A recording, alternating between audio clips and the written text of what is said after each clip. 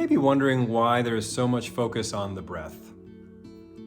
And you're hearing lots of other things to do, like meditation or yoga or whatever the suggestion might be.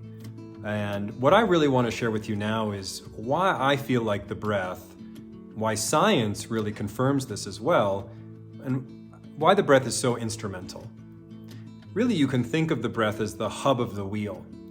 And you have this in the center, is this experience of breathing. And then what is that experiencing giving you? And one thing I would point to immediately is your mental state. It may not be self-evident, it may not be obvious to you, but as you breathe is how you think, how you perceive.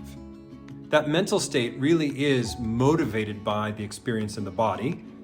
And when you look at this wheel, and you look at so many things that are affected by the breath, your mental state certainly will be connected to the way you feel in your body.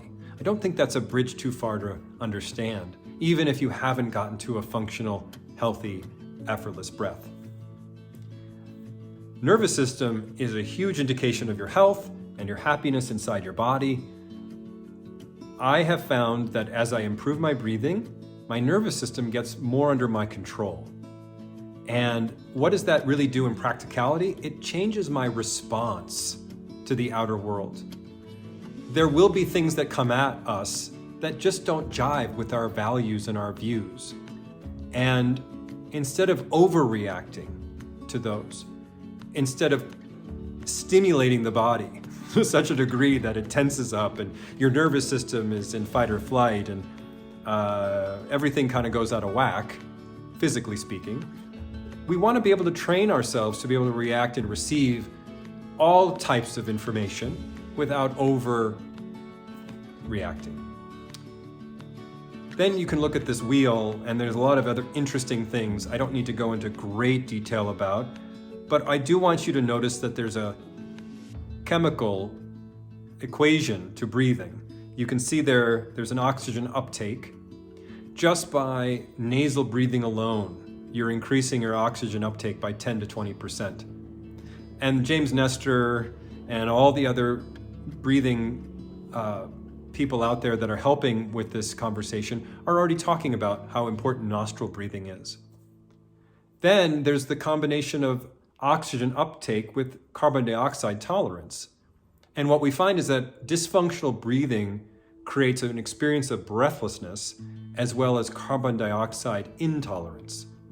So we want to be able to improve our breathlessness, our exercise tolerance, and we want to be able to improve our functional breathing, all of which comes under chemosensitivity to carbon dioxide, something that we all can do to improve that. And doing the BOLT test, the body oxygen level test, is really great way to find out where you are on that spectrum. And then doing breath training, you can improve that BOLT score.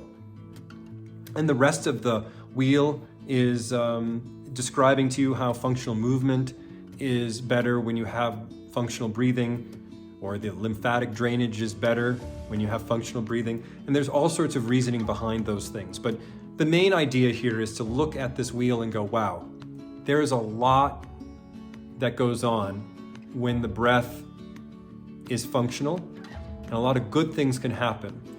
So your improvement on the field is number one, right? We want to be able to be a better performer on the field.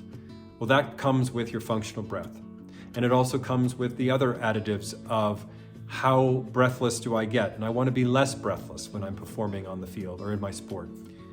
And of course, it also pays a lot of dividends when you're going through life and just being able to know that you're functionally breathing in such a way that it feels good to be in your body, that your mind is stable, calm, and resilient, and you have these two facets of your life well under your control.